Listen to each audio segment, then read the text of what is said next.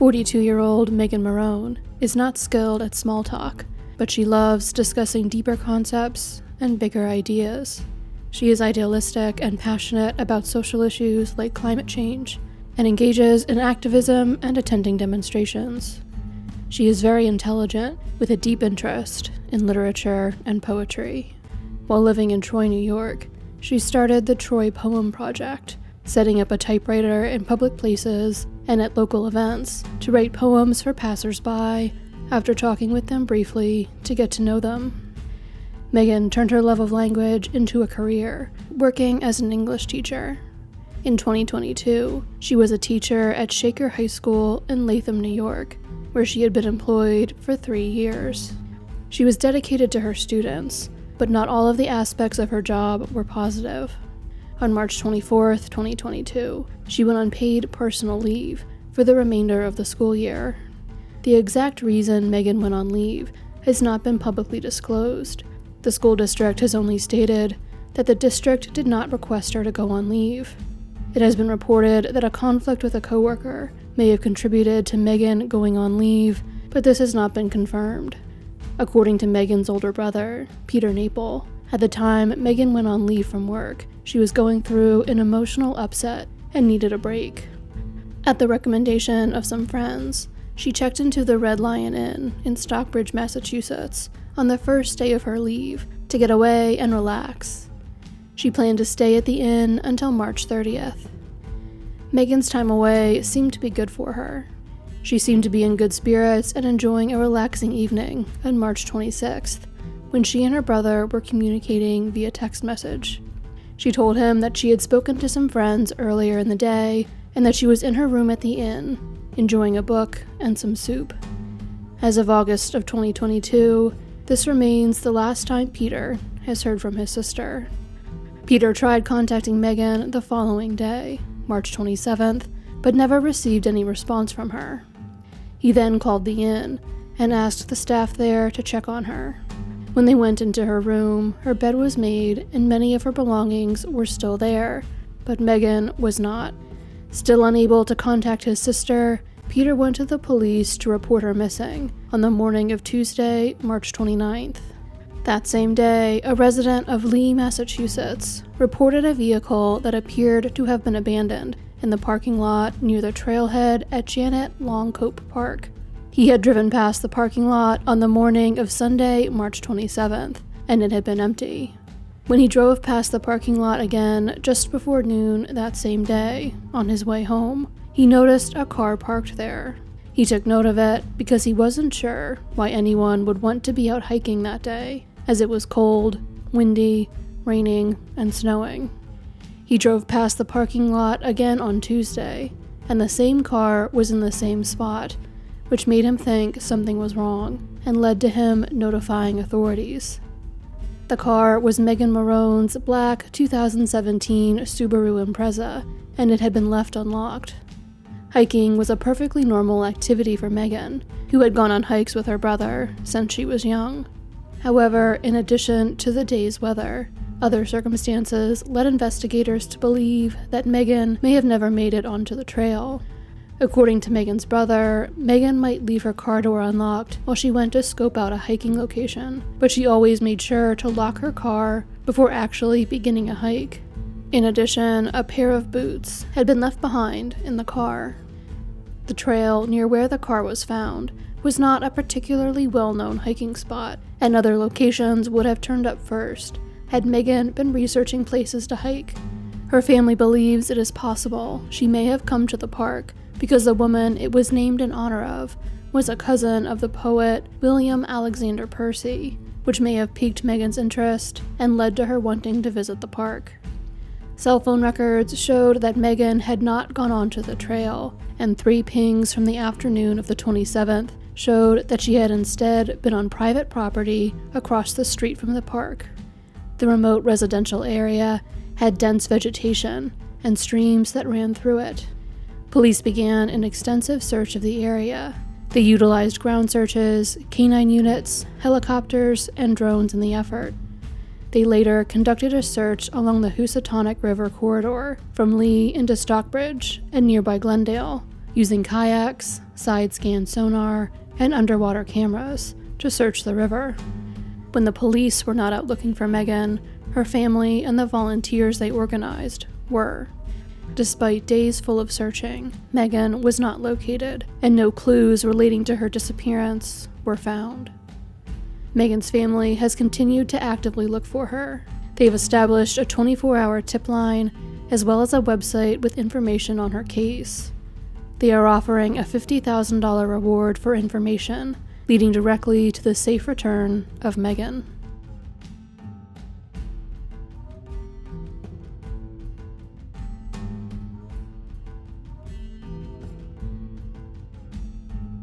"67-year-old Scott Graham lives in Victoria, British Columbia. In 2022, his love of travel took him to Europe. On June 29th, he flew to Amsterdam to meet up with some old friends before continuing to travel on to Spain and Portugal on his own. For the first several days of his trip, he was in daily contact with his family back in Canada, and everything seemed fine. Things started going wrong for Scott on July 11th. He was traveling by bus from Vigo to San Sebastian in Spain when his bus left him behind at a rest stop. His bag, containing his cell phone, passport, and critical medication, was still on the bus when it left without him. Scott had received a kidney transplant in 2014 and was dependent on daily anti-rejection medicine. It appears that Scott was never able to get his bag back. It is unclear if Scott was ever able to obtain more of his medication. He was able to make his way to San Sebastian by an unknown means of transportation, and he contacted his brother to tell him about the lost bag and his inability to get it back from the bus company via WhatsApp, although again, it is unknown how he did so, as he was without his phone. This is the last time he has been in contact with anyone in his family. On July 14th, he reported his bag missing to local police, who advised him that he would need to go to the Canadian Embassy in Madrid to get a replacement passport. Scott was in Madrid the following day, July 15th, but before he made it to the embassy, he had to visit a local hospital after sustaining minor injuries to his head and hand in a fall. Hospital records contradict themselves, so he may have been given his anti-rejection medications, or he may have just been issued a paper prescription for them. A record of him filling such a prescription has not been found. A nurse from the Royal Jubilee Hospital Kidney Clinic in Victoria has confirmed that a nurse from Spain contacted them sometime around the 15th, inquiring about Scott, his medications, and their dosages. Scott then went to the Canadian Embassy, where he applied for a new passport and paid the necessary fee. This trip to the embassy is the last place Scott has been seen. His family reported him missing the following day. Scott failed to come back to the embassy on July 18th for his appointment to pick up his new passport, and he missed his flight from Amsterdam back to Canada on July 29th. There has been no activity on his credit or debit cards. Scott's daughters have had a difficult time receiving support from the government in Canada and getting clear information from officials in Spain. Their efforts to locate their father have been hampered by bureaucratic and logistical constraints. Thanks to donations to a GoFundMe they set up, they were able to travel to Spain on August 10th to continue their search efforts there. Scott's family is concerned that the fall that brought him to the hospital on July 15th may have been the result of side effects of him being without his anti-rejection medication, which could have potentially been made worse by the extreme heat in Spain at the time.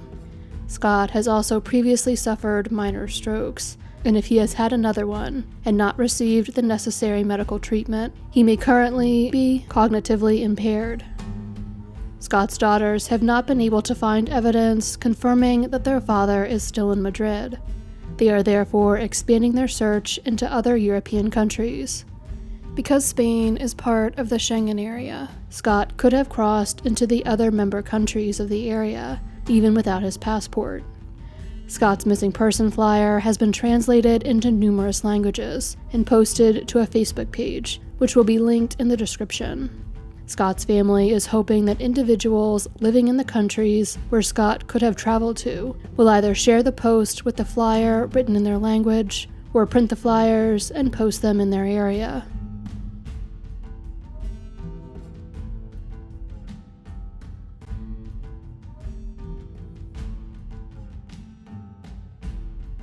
Kainalu Higbee, who also goes by Kai, was born in Maui, where his parents met. His mother is Hawaiian and his father is Caucasian, and originally from California. Kai was 7 years old when his parents' marriage ended, and following the divorce, he, his twin brother, and younger sister moved to California with their father. He grew close with his father's side of the family over the following years, but ultimately decided to return to Hawaii as a teenager. He was able to still maintain a close relationship with his family in California. In 2003, when he was 22, Kai met the woman who would become his wife, Samantha, when he pointed out to her that she had dropped a $5 bill. Samantha was instantly smitten, drawn to Kai's laid-back and fun personality. The couple got married in 2005 and had 3 children. They settled in a small town on Maui, and Kai began working in landscaping, becoming popular with the owners of the properties where he worked. Kai is a dedicated father who loves spending time with his children. He regularly takes them out on outdoor excursions, including hunting, spearfishing, and hiking. While Kai has a loving family, not all of the aspects of his life are as ideal. Kai has a history of substance abuse. On May 6, 2022, he relapsed after months of being clean. His wife Samantha asked him to leave the home they share because she did not want their children to see him while he was under the influence. In previous instances when he was using, Kai would either go stay with his mother at her home in Lahaina or in a nearby rental property while he sobered up. His mother would be the last person to see Kai before he went missing on May 7th. Around 11:30 that night, Kai hugged his mother, gave her his phone, and told her Happy Mother's Day, which was the following day. He has not been seen since. Kai was formally reported missing on May 12th, the day his white Toyota Tacoma was found abandoned in a parking garage on Front Street near the Lahaina harbor. The truck was sighted at that location as early as May 8th. The vehicle was left unlocked, and Kai's wallet, containing his driver's license, credit cards, and debit cards, was left on the front seat. According to Samantha, Kai abandoning the truck was highly out of character, as he is very proud of the vehicle because of how hard he worked to purchase it. Even more out of character was Kai's missing of his son's high school graduation on May 19th. Kai loved his son and had been looking forward to the event. Kai's family has become frustrated with how the Maui Police Department is handling the investigation into his disappearance. According to Samantha, the investigating officers made comments to her that she considers heartless, stating that her husband is probably off doing lots of drugs. Kai has had minor run-ins with law enforcement in the past, something his wife believes has led police to disregard his disappearance.